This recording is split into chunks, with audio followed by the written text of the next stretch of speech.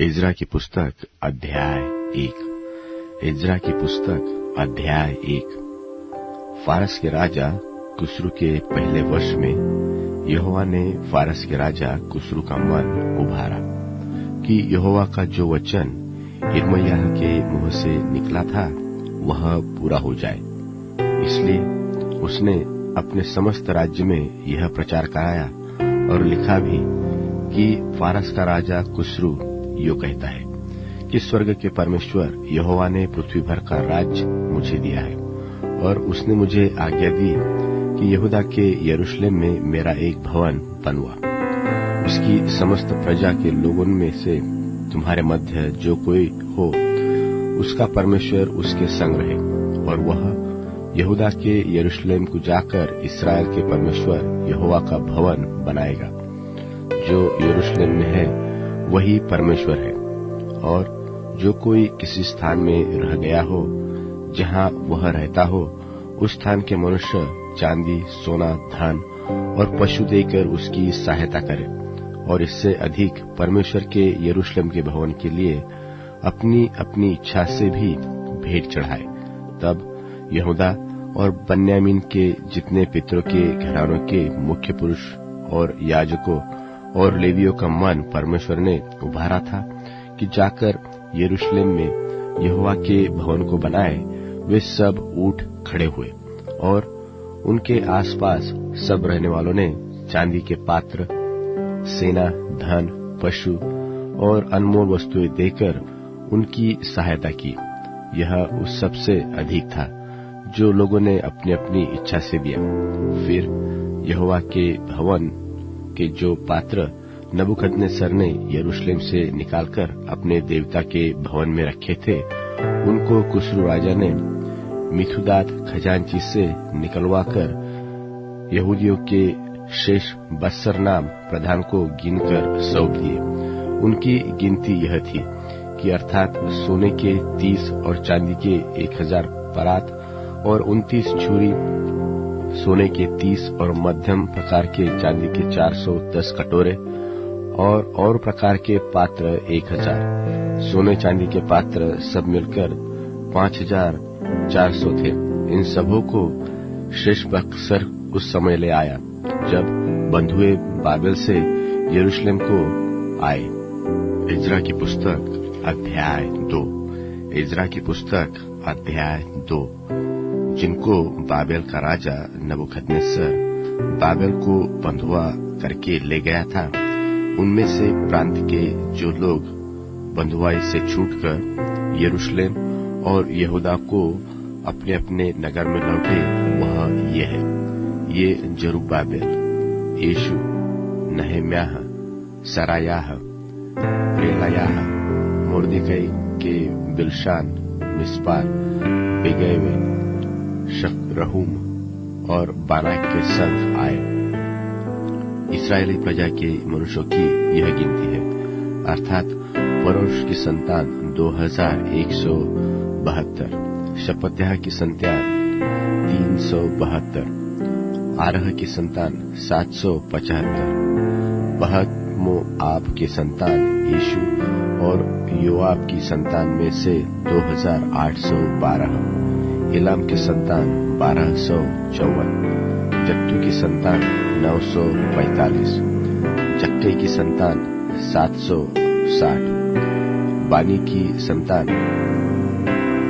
642, बैबे की संतान 623, अजगाद की संतान 1222, अदोनिकाम की संतान 666, बिगवई की संतान 2056, आदिन की संतान 454, यहिजकिय्याह की संतान आत्ते की संतान में से 98, बैसी की संतान 323, योरा के लोग 112, हाशुम के लोग 223, गिब्बार के लोग 95, बैतलहम के लोग 123, नतोपा के मनुष्य 56, अनातोस के मनुष्य 128, अज्जाम वेद के लोग 42, किर्यतारीम, कप्पिरा और बेरोत के लोग 743, रामा और गेबा के लोग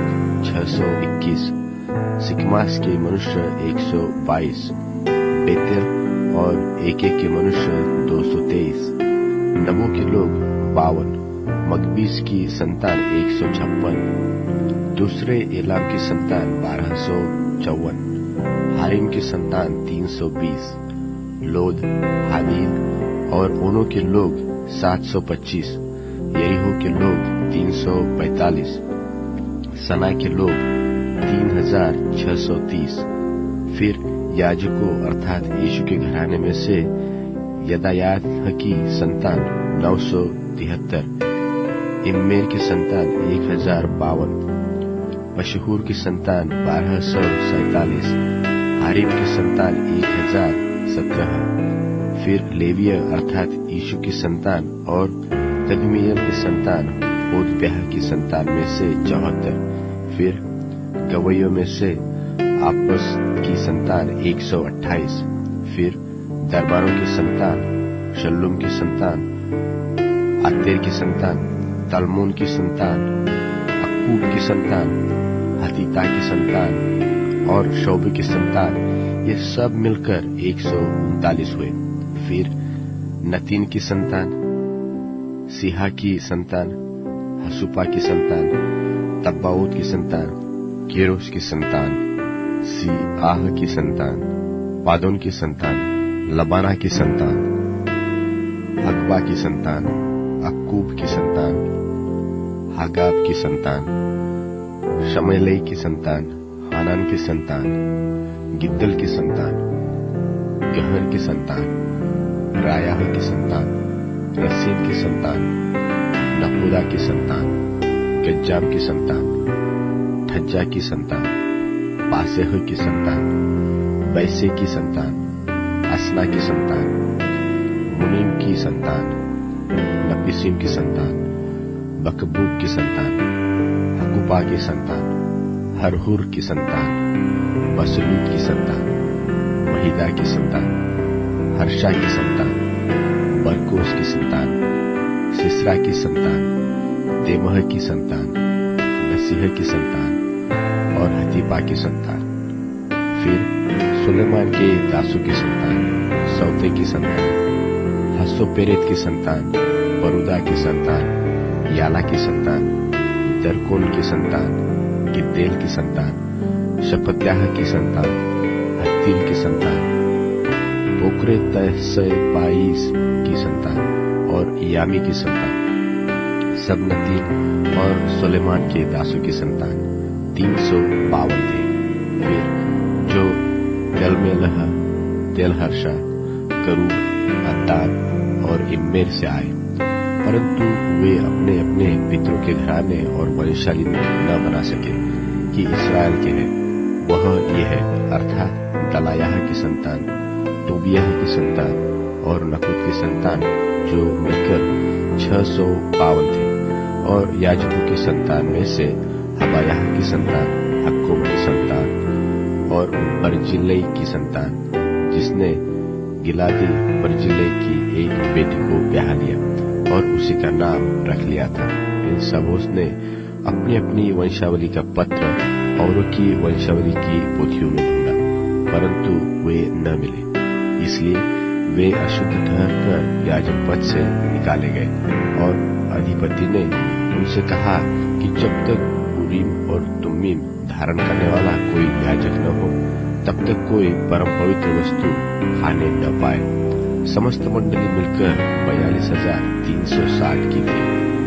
इनके छोड़ इनके 7,337 दास दासियां और 200 गाने वाले और गाने वालियां थी।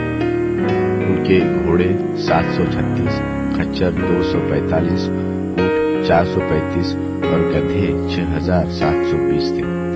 और पितरों के घरानों के कुछ मुख्य पुरुष ने जब यहोवा के भवन को, जो यरूशलेम में है, आए, तब परमेश्वर के भवन को उसी के स्थान पर खड़ा करने के लिए अपनी अपनी इच्छा से कुछ किया। उन्होंने अपनी अपनी पूंजी के अनुसार 61,000 दरकमोल सोना और 5,000 माने चांदी और याजक को के योग्य 100 अंगरखे अपनी अपनी इच्छा से उस काम के खजाने में दे दिए। तब याजक और लेवीय और लोगों में से कुछ और गवैये और द्वारपाल और नपीन लोग अपने नगर में और सब इस्राएली अपने अपने नगर में फिर बस गए। इज़रा की पुस्तक अध्याय 3। इज़रा की पुस्तक अध्याय 3। जब 7वां महीना था और इस्राएली अपने अपने नगर में बस गए तो लोग यरूशलेम में एक मन होकर इकट्ठे हुए। तब योसादाक के पुत्र यीशु ने अपने भाई याजकों समेत और शालतिएल के पुत्र जरुब्बाबेल ने अपने भाइयों समेत कमर बांधकर इस्राएल के परमेश्वर की वेदी को बनाया कि उस पर होम बलि चढ़ाए, जैसे कि परमेश्वर के भक्त मूसा की व्यवस्था में लिखा है। तब उन्होंने वेदी को उसके स्थान पर खड़ा किया, क्योंकि उन्हें उस ओर के देशों के लोगों का भय रहा, और वे उस पर यहोवा के लिए होम बलि अर्थात प्रतिदिन सवेरे और सांझ के होम बलि चढ़ाने लगे। और उन्होंने झोपड़ियों के पर्व को माना, जैसे कि लिखा है, और प्रतिदिन के होम बलि एक एक दिन की गिनती और नियम के अनुसार चढ़ाए। और उसके बाद नित्य होम बलि और नए नए चार और यहोवा के पवित्र किए हुए सब नियत पर्वों के बलि और अपनी अपनी इच्छा से यहोवा के लिए सब स्वेच्छा बलि हर एक के लिए बलि चढ़ाए। 7वें महीने के पहले दिन से वे यहोवा को होम बलि चढ़ाने लगे, परंतु यहोवा के मंदिर की नींव तब तक न डाली गई थी। तब उन्होंने पत्थर गढ़ने वालों और कारीगरों को रुपया और सिदोनी और सोरी लोगों को खाने पीने की वस्तुएं और तेल दिया कि वे फारस के राजा कुशरू के पत्र के अनुसार देवदार की लकड़ी लबानोन से जापा के पास के समुद्र में पहुंचाए।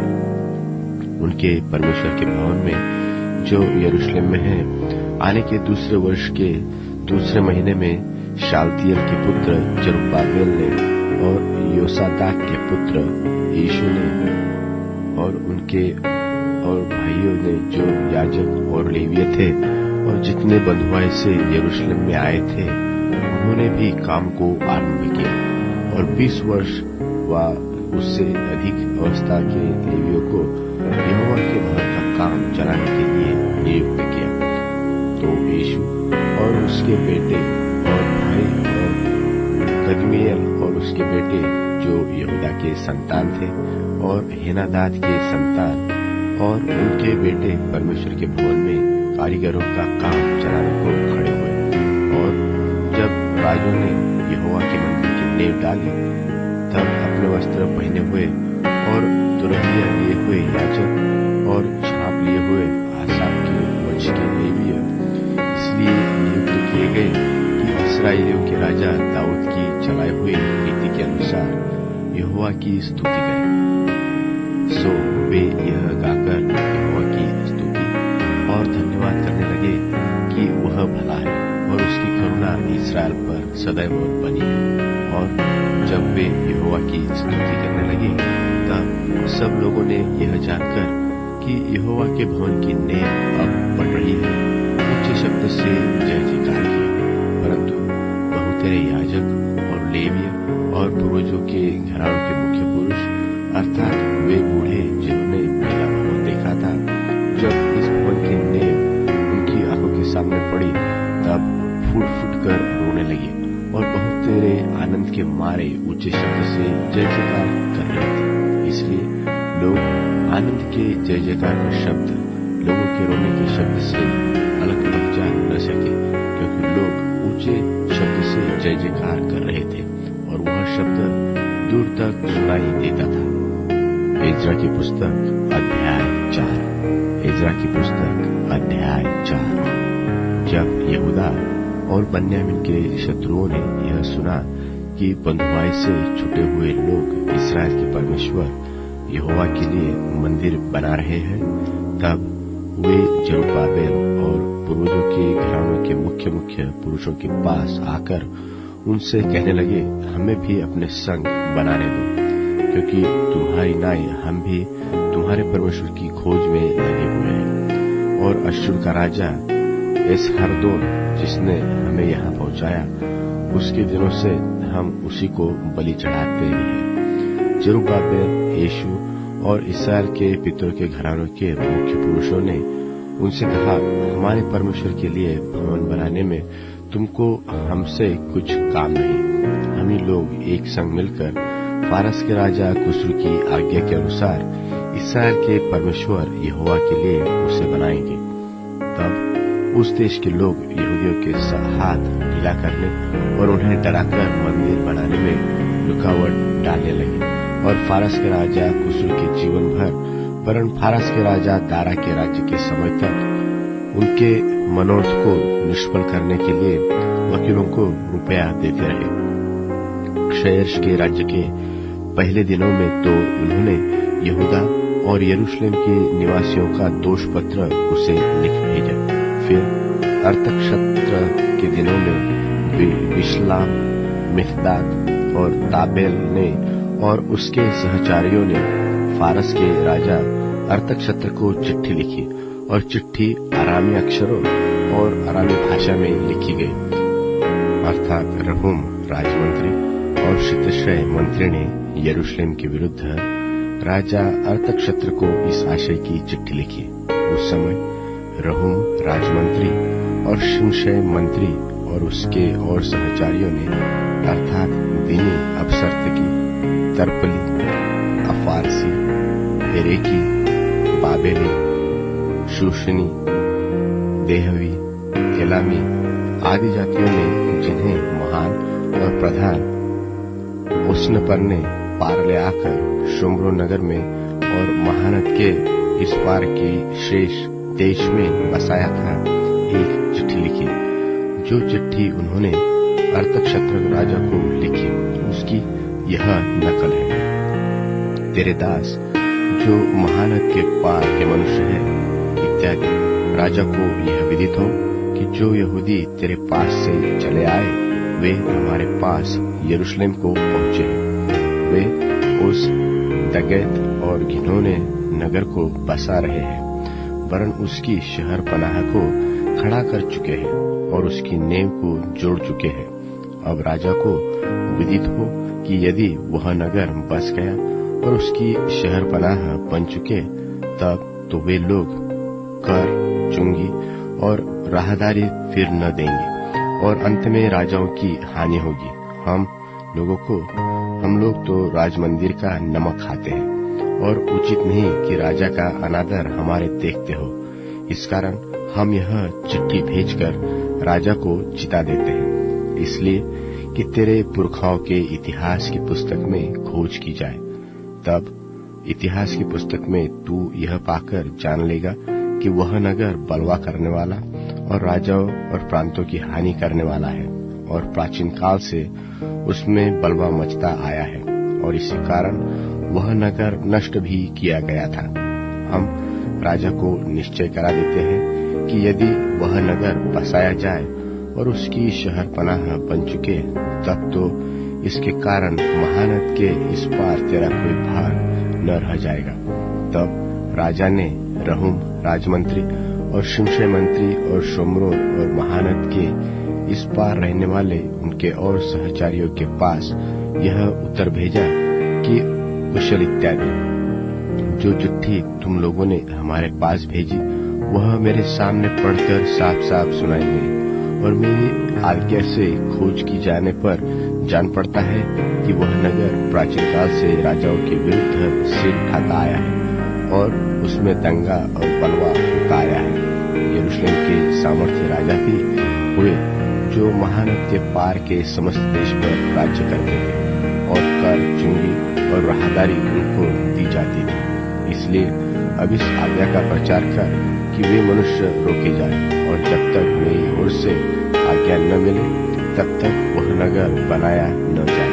और चौकस रहो कि इस बात में ढीले न होना, राजाओं की हानि करने वाली वह बुराई क्यों बढ़ने पाए। जब राजा अर्थक्षत्र की यह चिट्ठी रहूम और शिमशय मंत्री और उसके सहचारियों को पढ़कर सुनाई गई, तब वे उतावली करके यरूशलेम को यहूदियों के पास गए और भुजबल और बलिया से उनको रोक दिया। तब परमेश्वर के भवन का काम जो यरूशलेम में है रुक गया और फारस के राजा दारा के राज्य के दूसरे वर्ष तक रुका रहा। एज्रा की पुस्तक अध्याय 5। एज्रा की पुस्तक अध्याय 5। तब हग्गे नाम नबी और इद्दो का पोता जकरिया यहूदा और यरूशलेम के यहूदियों से नबूवत करने लगे। इस्राएल के परमेश्वर के नाम से उन्होंने उनसे नबूवत की। तो शालतियेल का पुत्र जरुब्बाबेल और योसादाक का पुत्र यीशु कमर बांधकर परमेश्वर के भवन को जो यरूशलेम में है बनाने लगे और परमेश्वर के वे नबी उनका साथ देते रहे। उसी समय महारथ के इस्पार का तत्तनय नाम अधिपति और शतरबोजनय अपने सहचारियों समेत उनके पास जाकर यो पूछने लगा कि इस भवन के बनाने और इस शहर पनाह के खड़े करने की किसने तुमको आज्ञा दी है। तब हम लोगों ने उनसे यह कहा कि इस भवन के बनाने वालों के क्या क्या नाम है। परंतु यहूदियों के पुरनियों के परमेश्वर की दृष्टि उन पर रही, इसलिए जब तक इस बात की चर्चा दारा से न की गई और इसके विषय चिट्ठी के द्वारा उत्तर न मिला, तब तक उन्होंने इनको न रोका। जो चिट्ठी महानद के इस पार के अधिपति तत्तनय और शतरबोजनय और महानद के इस पार के उनके सहचारी अपार्सकियों ने राजा दारा के पास भेजी, उसकी नकल यह है। उन्होंने उसको एक चिट्ठी लिखी जिसमें यह लिखा था कि राजा दारा का कुशल क्षेम सब प्रकार से हो। राजा को विदित हो कि हम लोग यहूदा नाम प्रांत के महान परमेश्वर के भवन के पास गए हैं। वह बड़े बड़े पत्थरों से बन रहा है और उसकी भित्तों में कड़ियां जुट रही है और यह काम उन लोगों से बुद्धि के साथ हो रहा है और सफल भी होता जाता है। इसलिए हमने उन पुरनियों से यो पूछा कि यह भवन बनाने और यह शहर पनाह खड़ी करने की आज्ञा किसने तुम्हें दी। और हमने उनके नाम भी पूछे कि हम उनके मुख्य पुरुषों के नाम लिखकर तुझको जता सके। और उन्होंने हमें ये उत्तर दिया कि हम तो आकाश और पृथ्वी के परमेश्वर के दास हैं और जिस भवन को बहुत वर्ष हुए इस्राएलियों के एक बड़े राजा ने बनाकर तैयार किया था, उसी को हम बना रहे हैं। जब हमारे पुरखाओं ने स्वर्ग के परमेश्वर को रीस दिलाई थी, तब उसने उन्हें बाबेल के कसदी राजा नबूकदनेस्सर के हाथ में कर दिया था और उसने इस भवन को नाश किया और लोगों को बंधुआ करके बाबेल को ले गया।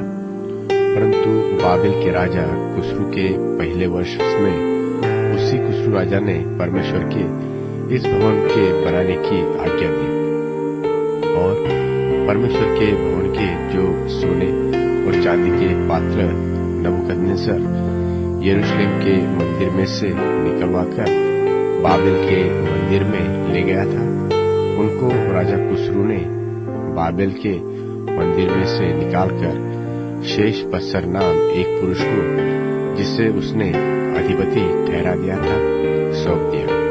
और उसने उससे कहा, ये पात्र ले जाकर यरूशलेम के मंदिर में रख और परमेश्वर का वह भवन अपने स्थान पर बनाया जाए। तब उसी शेष पस्सर ने आकर परमेश्वर के भवन की जो यरूशलेम में है नींव डाली और तब से अब तक यह बन रहा है, परंतु अब तक नहीं बन चुका। अब यदि राजा को अच्छा लगे तो बाबेल के राजभंडार में से इस बात की खोज की जाए कि राजा कुस्रू ने सचमुच परमेश्वर के भवन के जो यरूशलेम में है बनवाने की आज्ञा दी थी व नहीं। तब राजा इस विषय में अपनी इच्छा हमको बताए। एज्रा की पुस्तक अध्याय 6। एज्रा की पुस्तक अध्याय 6। तब राजा दारा की आज्ञा से बाबेल के पुस्तकालय में, जहाँ खजाना भी रहता था, खोज की गई और मादे नाम प्रांत के हमता नगर के राजगढ़ में एक पुस्तक मिली, जिसमें यह वृत्तांत लिखा था कि राजा खुसरू के पहले वर्ष में उसी खुसरू राजा ने यह आज्ञा दी कि परमेश्वर के भवन के विषय जो यरूशलेम में है, अर्थात वह भवन जिससे बलिदान किए जाते थे, वह बनाया जाए और उसकी नींव दृढ़ता से डाली जाए।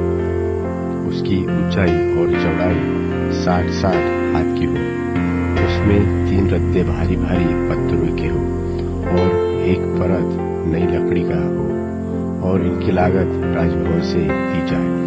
और परमेश्वर के भवन के जो सोने और चांदी के पात्र नबूकदनेस्सर ने यरूशलेम के मंदिर में से निकलवाकर बाबेल को पहुंचा दिए थे, वह लौटाकर यरूशलेम के मंदिर में अपने अपने स्थान पर पहुंचाए जाए, और तू उन्हें परमेश्वर के भवन में रख देना। अब हे महानद के पार के अधिपति तत्तने, हे शतरबोजने, तुम अपने सहचारी महानद के पार के पारस्कियों के समेत वहां से अलग रहो। परमेश्वर के उस भवन के काम को रहने दो।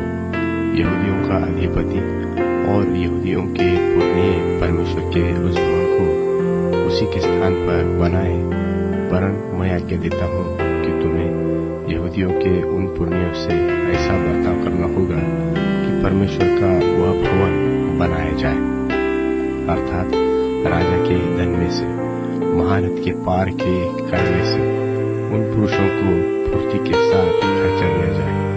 ऐसा न हो कि उनको रुकना पड़े, और क्या बछड़े, क्या मेंढे, क्या मेमने स्वर्ग के परमेश्वर के होमबलि के लिए जिस जिस वस्तु का उन्हें प्रयोजन हो, और गेहूं, नमक, दाखमधु और तेल यरूशलेम के याजक कहे, वह सब उन्हें बिना भूल चूक प्रतिदिन दिया जाए, इसलिए कि वे स्वर्ग के परमेश्वर को सुखदायक सुगंध वाले बलि चढ़ाकर राजा और राजकुमारों के दीर्घायु के लिए प्रार्थना करें।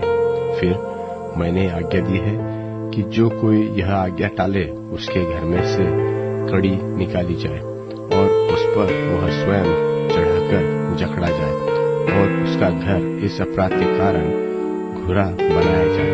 और परमेश्वर जिसने वहां अपने नाम का निवास ठहराया है, वह क्या राजा क्या प्रजा उन सबों को जो यह आज्ञा टालने और परमेश्वर के भवन को जो यरूशलेम में है नाश करने के लिए हाथ बढ़ाए नष्ट करे। मुझ दारा ने यह आज्ञा दी है, फुर्ती से ऐसा ही करना।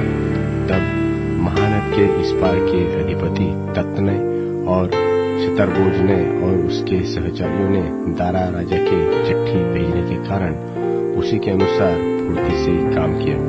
तब यहूदी पुरनिये हग्गे नबी और इद्दो के पोते जकरिया के नबूवत करने से मंदिर को बनाते रहे, और कृतार्थ भी हुए, और इस्राएल के परमेश्वर की आज्ञा के अनुसार और फारस के राजा खुसरू दारा और अर्थक्षेत्र की आज्ञाओं के अनुसार बनाते बनाते उसे पूरा कर लिया। इस प्रकार वह भवन राजा दारा के राज्य के 6वें वर्ष में अदार महीने के 3रे दिन को बनकर समाप्त हुआ।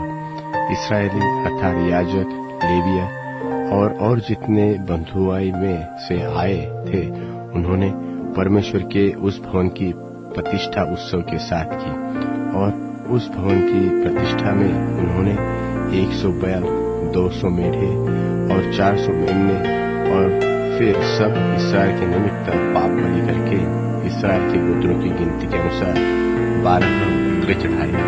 तब जैसे मूसा की पुस्तक में लिखा है, वैसे ही उन्होंने परमेश्वर की आराधना के लिए जो यरूशलेम में है बारी बारी से याजकों और दल दल के लेवियों को नियुक्त कर दिया।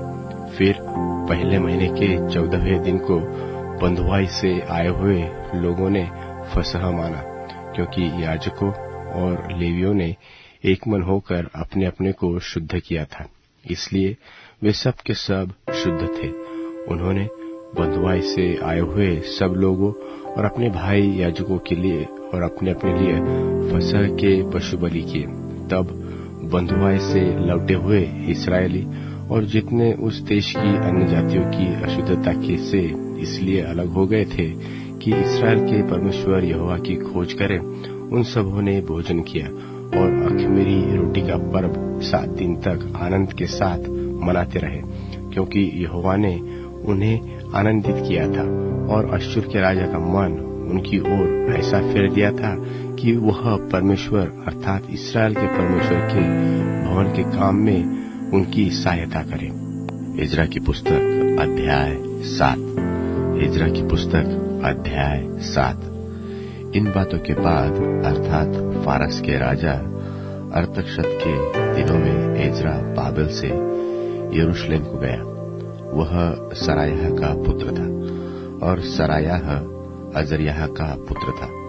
अजर्याह हिल्किय्याह का और हिल्किय्याह शल्लूम का, शल्लूम सादोक का, सादोक अहीतूब का, अहीतूब अमर्याह का, अमर्याह अजर्याह का, अजर्याह मरायोत का, मरायोत जरह्याह का, जरह्याह उज्जी का, उज्जी बुक्की का, बुक्की अबीशू का, अबीशू पिनहास का, पिनहास एलियाजर का और एलियाजर हारून महायाजक का पुत्र था। यही इज़रा मूसा की व्यवस्था के विषय जिसे इस्राएल के परमेश्वर यहोवा ने दी थी निपुण शास्त्री था, और उसके परमेश्वर यहोवा की कृपादृष्टि जो उस पर रही, इसके कारण राजा ने उसका मुंह मांगा वर दे दिया। और कितने इस्राएली और याजक लेवीय गवैये द्वारपाल और नतीन के कुछ लोग अरतक्षत्र राजा के 7वें वर्ष में यरूशलेम को गए, और वह राजा के 7वें वर्ष के 5वें महीने में यरूशलेम को पहुंचे। पहले महीने के पहले दिन को तो वह बाबेल से चल दिया, और उसके परमेश्वर की कृपा दृष्टि उस पर रही। इस कारण 5वें महीने के पहले दिन वह यरूशलेम को पहुंचा, क्योंकि इज़रा ने यहोवा की व्यवस्था का अर्थ बूझ लेने और उसके अनुसार चलने और इस्राएल में विधि और नियम सिखाने के लिए अपना मन लगाया था। जो चिट्ठी राजा अरतक्षत्र ने इज़रा और याजक और शास्त्री को दी थी, जो यहोवा की आज्ञाओं के वचनों का और उसकी इस्राएलियों में चलाई हुई विधियों का शास्त्री था, उसकी नकल यह है, अर्थात इज़रा याजक जो स्वर्ग के परमेश्वर की व्यवस्था का पूर्ण शास्त्री है, उसको अरतक्षत्र महाराजा धीराज की ओर से इत्यादि मैं यह आज्ञा देता हूँ कि मेरे राज्य में जितने इस्राएली और उनके याजक और लेवीय अपनी इच्छा से यरूशलेम जाना चाहे, वे तेरे संग जाने पाए। तू तो राजा और उनके 7 मंत्रियों की ओर से इसलिए भेजा जाता है कि अपने परमेश्वर की व्यवस्था के विषय जो तेरे पास है यहूदा और यरूशलेम की दशा बूझ ले, और जो चांदी सोना राजा और उसके मंत्रियों ने इस्राएल के परमेश्वर को जिसका निवास यरूशलेम में है अपनी इच्छा से दे दिया है, और जितना चांदी सोना कुल बाबेल प्रांत में तुझे मिलेगा, और जो कुछ लोग और याजक अपनी इच्छा से अपने परमेश्वर के भवन के लिए जो यरूशलेम में है देंगे, उसको ले जाए।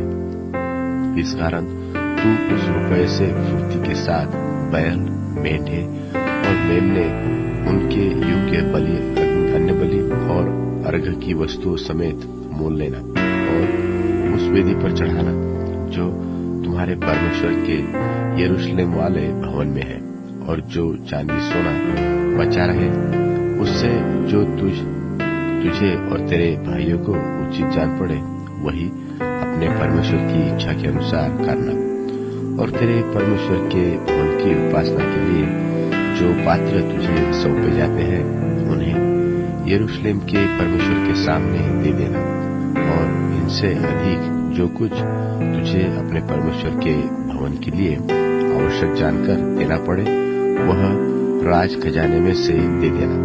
मैं अर्थक्षेत्र राजा यह आज्ञा देता हूँ कि तुम महारत के पार के सब खजांचियों से जो कुछ इज़रा याजक जो स्वर्ग के परमेश्वर की व्यवस्था का शास्त्री है तुम लोगों से चाहे वह फुर्ती के साथ किया जाए, अर्थात 100 किक्कार तक चांदी, 100 कोर तक गेहूं, 100 बत तक दाखमधु, 100 बत तक तेल और नमक जितना चाहिए उतना दिया जाए।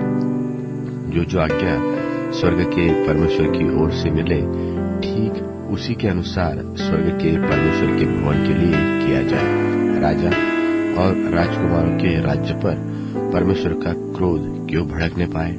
फिर हम तुमको चिता देते हैं कि परमेश्वर के उस भवन के किसी याजक, लेवीय, गवैये, द्वारपाल, नतीन व और किसी सेवक से कर, चुंगी व राहदारी लेने की आज्ञा नहीं है।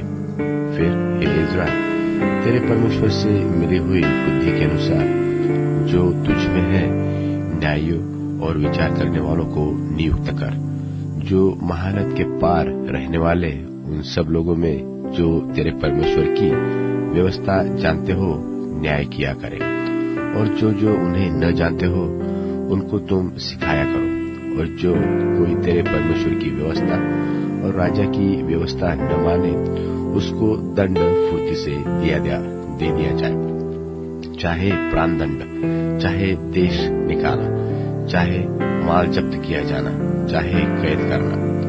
धन्य है हमारे पितरों का परमेश्वर यहोवा, जिसने ऐसी मनसा राजा के मन में उत्पन्न की है कि यहोवा के यरूशलेम के भवन को संवारे, और मुझ पर राजा और उसके मंत्रियों और राजा के सबसे बड़े बड़े हकीमों को दयालु किया। मेरे परमेश्वर यहोवा की कृपा दृष्टि जो मुझ पर हुई इसके अनुसार मैंने हिया बांधा और इस्राएल में से मुख्य पुरुषों को इकट्ठे किया कि वे मेरे संग चले। इज़रा की पुस्तक अध्याय 8। इज़रा की पुस्तक अध्याय 8। उनके पूर्वजों के घरानों के मुख्य पुरुष ये हैं जो लोग राजा अर्थक्षेत्र के राज्य में बाबेल से मेरे संग यरूशलेम को गए। उनकी वंशावली यह है, अर्थात बिन्हास के वंश में से गेर्शोम, इतामार के वंश से दानियल, दाऊद के वंश में से हत्तूस, शकन्याह के वंश में से बलोश के गोत्र में से जकरियाह, जिसके संग 150 पुरुषों की वंशावली हुई। बहत्मोआब के वंश में से जरयाह का पुत्र एलीहोएल नए, जिसके संग 200 पुरुष थे। शकन्याह के वंश में से यहजीएल का पुत्र, जिसके संग 300 पुरुष थे। आदीन के वंश में से योनातान का पुत्र एबेद, जिसके संग 50 पुरुष थे। एलाम के वंश में से अतल्याह का पुत्र यशायाह, जिसके संग 70 पुरुष थे। शपत्याह के वंश में से मिकाएल का पुत्र जबद्याह, जिसके संग 80 पुरुष थे। योआब के वंश में से यहीएल का पुत्र ओबद्याह, जिसके संग 218 पुरुष थे। शलोमती के वंश में से योसिब्याह का पुत्र, जिसके संग 160 पुरुष थे। बेबै के वंश में से बेबै का पुत्र जकरियाह, जिसके संग 28 पुरुष थे। अजगाद के वंश में से अक्कातान का पुत्र योहानान, जिसके संग 110 पुरुष थे। अदोकिन काम के वंश में से जिसके पीछे गए उनके ये नाम, अर्थात एलीपेलेत, ईएल और समाया, और उनके संग 60 पुरुष थे। और बिग्वै के वंश में से उत्तय और जब्बूद थे, और उनके संग 70 पुरुष थे। इनको मैंने उस नदी के पास जो हवा की ओर बहती है इकट्ठा कर लिया, और वहां हम लोग 3 दिन डेरे डाले रहे। और मैंने वहां लोगों और याजकों को देख लिया, परंतु किसी लेवियों को न पाया। मैंने एलीजेर, अरियल, शमयाह, वलनातान, यारीब, एलनातान, नातान, जकरिया और मशुल्लाम को जो मुख्य पुरुष थे, और योयारीब और एलनातान को जो बुद्धिमान थे, बुलवाकर इद्दो के पास जो कासिप्या नाम स्थान का प्रधान था भेज दिया, और उनको समझा दिया कि कासिप्या स्थान में इद्दो और उसके भाई नतीन लोगों से क्या क्या कहना, कि वे हमारे पास हमारे परमेश्वर के भवन के लिए सेवा टहल करने वालों को ले आए, और हमारे परमेश्वर की कृपा दृष्टि जो हम पर हुई, इसके कारण वे हमारे पास इश्शेकेल जो इसराइल के परपोता और लेवी के पोता महली के वंश में से था, और शेरेब्याह को और उसके पुत्रों और भाइयों को अर्थात 18 जनों को, और हशब्याह को और उसके संग मरारी के वंश में से यशायाह को और उसके पुत्रों और भाइयों को अर्थात 20 जनों को, और नतीन लोगों में से जिन्हें दाऊद और हाकिमों ने लेवियों की सेवा करने को ठहराया था 220 नतीनों को ले आए।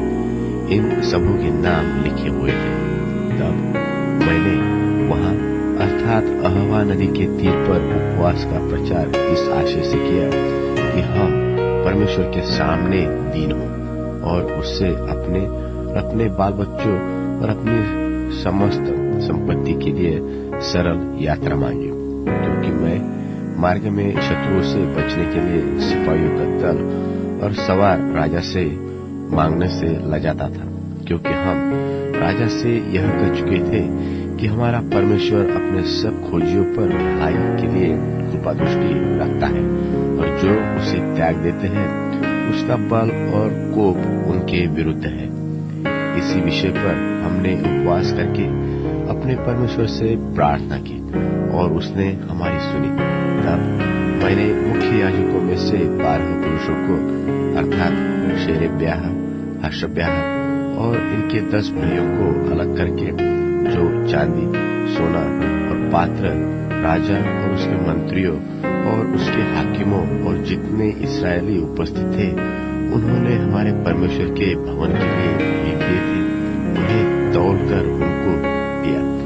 अर्थात मैंने उनके हाथ में 650 किक्कार चांदी और 100 किक्कार चांदी के पात्र और 100 किक्कार सोना, 1000 दकमोल के सोने के 20 कटोरे और सोने सरीखे अनमोल चोखे चमकने वाले पीतल के 2 पात्र तौलकर दे दिए। और मैंने उनसे कहा, तुम तो यहोवा के लिए पवित्र हो, और ये पात्र भी पवित्र है, और यह चांदी और सोना भेंट का है जो तुम्हारे पितरों के परमेश्वर यहोवा के लिए प्रसन्नता से दी गई। इसलिए जागते रहो, और जब तक तुम इन्हें यरूशलेम में प्रधान याजकों और लेवियों और इस्राएल के पितरों के घरानों के प्रधानों के सामने यहोवा के भवन की कोठरियों में तौलकर न दो, तब तक इनकी रक्षा करते रहो। तब याजकों और लेवियों ने चांदी, सोने और पात्रों को तौलकर ले लिया कि उन्हें यरूशलेम को हमारे परमेश्वर के भवन में पहुंचाए। पहले महीने के 12वें दिन को हमने अहवा नदी से कूच करके यरूशलेम का मार्ग लिया, और हमारे परमेश्वर की कृपा दृष्टि हम पर रही, और उसने हमको शत्रुओं और मार्ग पर घात लगाने वालों के हाथ से बचाया।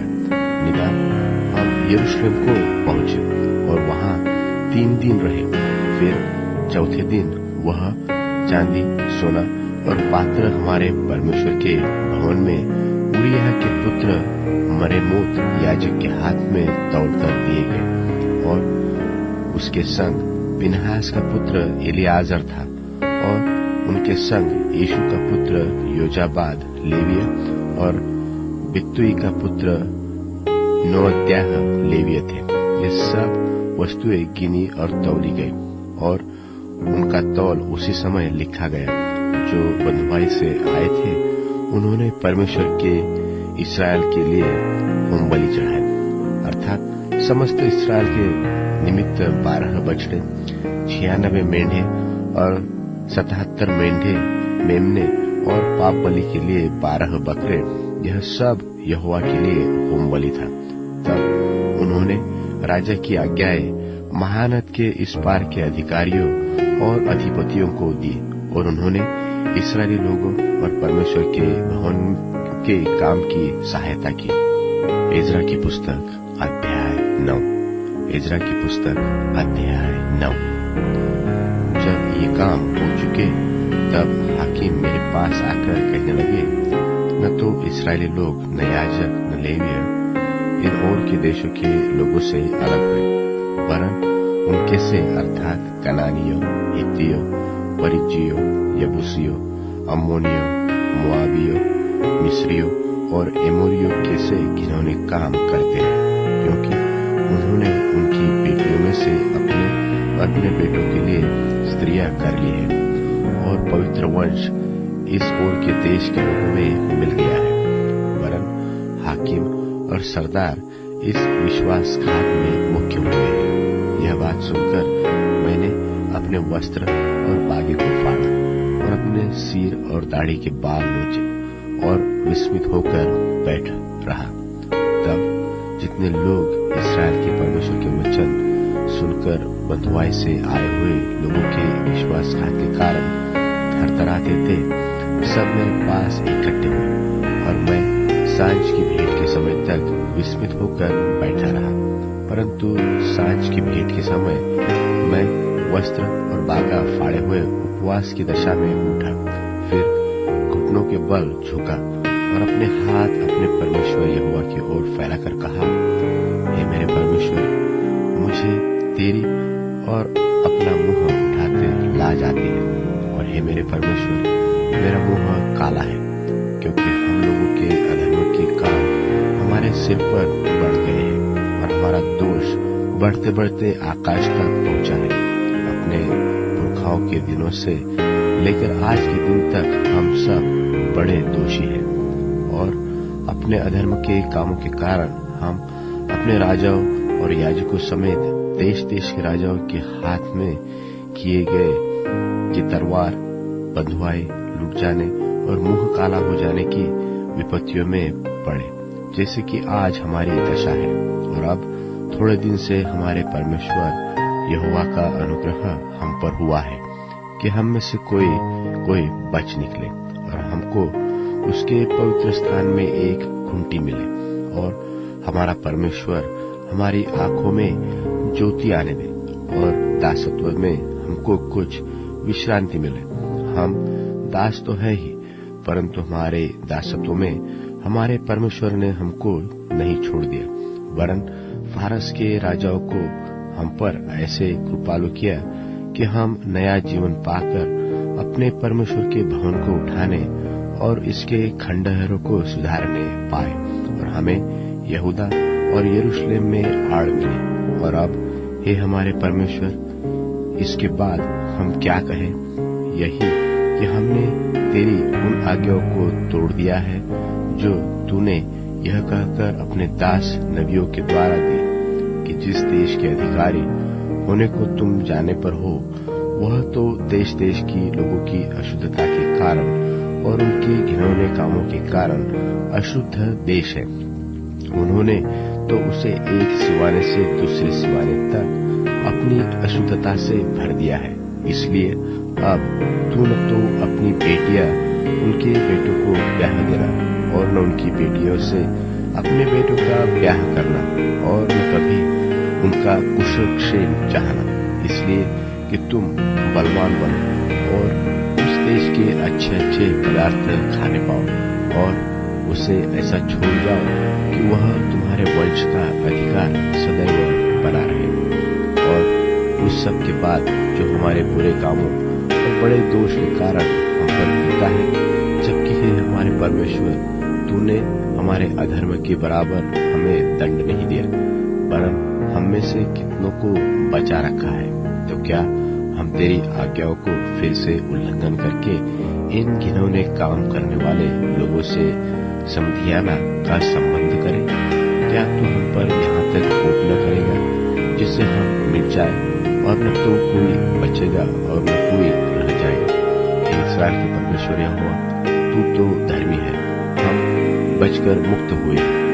जैसे कि आज वर्तमान है, देख हम तेरे सामने दोषी है, इस कारण कोई तेरे सामने खड़ा नहीं रह सकता। एज्रा की पुस्तक अध्याय 10। एज्रा की पुस्तक अध्याय 10। जब एज्रा परमेश्वर के भवन के सामने बड़ा रोता हुआ प्रार्थना और पाप का अंगीकार कर रहा था, तब इस्राएल में से पुरुषों, स्त्रियों और लड़के वालों की एक बहुत बड़ी मंडली उसके पास इकट्ठा हुई और लोग बिलक बिलक कर रो रहे थे। तब यहीएल का पुत्र शकन्याह, जो एलाम की संतान में का था, एज्रा से कहने लगा, हम लोगों ने इस देश के लोगों में से अन्य जाति स्त्रियां ब्याह कर अपने परमेश्वर का विश्वासघात तो किया है, परंतु इस दशा में भी इस्राएल के लिए आशा है। अब हम अपने परमेश्वर से यह वाचा बांधे कि हम अपने प्रभु की सम्मति और अपने परमेश्वर की आज्ञा सुनकर थरथराने वालों की सम्मति के अनुसार ऐसी सब स्त्रियों को और उनके लड़के वालों को दूर करें और व्यवस्था के अनुसार काम किया जाए। तू उठ, क्योंकि यह काम तेरा ही है और हम तेरे साथ हैं, इसलिए यह बांधकर इस काम में लग जा। तब एज्रा उठा और याजकों, लेवियों और सब इस्राएलियों के प्रधानों को यह शपथ खिलाई कि हम इसी वचन के अनुसार करेंगे, और उन्होंने वैसी ही शपथ खाई। तब एज्रा परमेश्वर के भवन के सामने से उठा और एल्याशिब के पुत्र यूहन्ना की कोठरी में गया और वहां पहुंचकर न तो रोटी खाए न पानी पिया, क्योंकि वह बंधुआई में से निकल आए हुओं के विश्वासघात के कारण शोक करता था। तब उन्होंने यहूदा और यरूशलेम में रहने वाले बंधुआई में से आए हुए सब लोगों से यह प्रचार कराया कि तुम यरूशलेम में इकट्ठे हो, और जो कोई हाकिमों और पुरनियों की सम्मति न मानेगा और 3 दिन के भीतर न आए तो उसकी समस्त धन संपत्ति सत्यानाश की जाएगी और वह आप बंधुआई आए हुओं की सभा से अलग किया जाएगा। तब यहूदा और बन्यामीन के सब पुरुष 3 दिन के भीतर यरूशलेम में इकट्ठे हुए। यह तो 90 महीने के 20वें दिन में हुआ, और सब लोग परमेश्वर के भवन के चौक में उसके विषय के कारण और झड़ी के मारे कांपे हुए बैठे रहे। तब एज्रा याजक खड़ा होकर उनके कहने लगा, तुम लोगों ने विश्वासघात करके अन्य जाति स्त्रियां ब्याह ली और इससे इस्राएल का दोष बढ़ गया है। तो अब अपने पितरों के परमेश्वर यहोवा के सामने अपना पाप मान लो और उसकी इच्छा पूरी करो, और इस देश के लोगों से और अन्य जाति स्त्रियों से न्यारे हो जाओ। तब पूरी मंडली के लोगों ने ऊंचे शब्द से कहा, जैसा तूने कहा है वैसा ही हमें करना उचित है, परंतु लोग बहुत हैं और झड़ी का समय है और हम बाहर खड़े नहीं रह सकते, और यह 2-1 दिन का काम नहीं है, क्योंकि हमने इस बात में बड़ा अपराध किया है।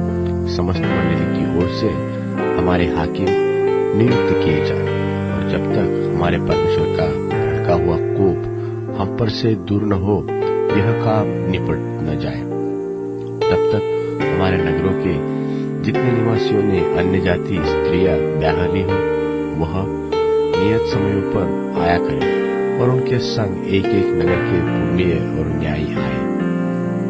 इसके विरुद्ध केवल असाहेल के पुत्र योनातान और तिकवा के पुत्र यहजयाह खड़े हुए, और मशुल्लाम और शबत्तै लेवियों ने उनकी सहायता की, परंतु बंधुआई से आए हुए लोगों ने वैसा ही किया।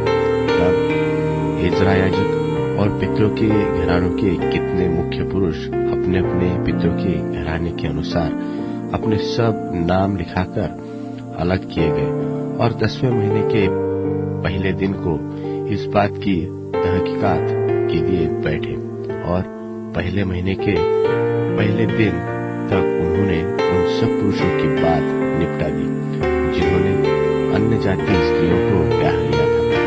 और याजकों की संतान में से ये जन पाए गए जिन्होंने अन्य जाति स्त्रियों को ब्याह लिया था, अर्थात योसादाक के पुत्र, यीशु के पुत्र और उसके भाई मासियाह, अलियाजर, यारीब और गदल्याह।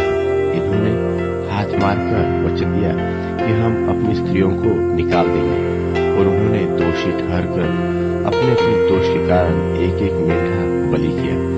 और इम्मेर के संतान में से हनानी और जबद्याह और हारिम की संतान में से मासेयाह, एलियाह, शमायाह, यहीएल और उजियाह और पशहूर की संतान में से एल्योएन, मासेयाह, इश्माएल, नतनेल, योजाबाद और एलासा।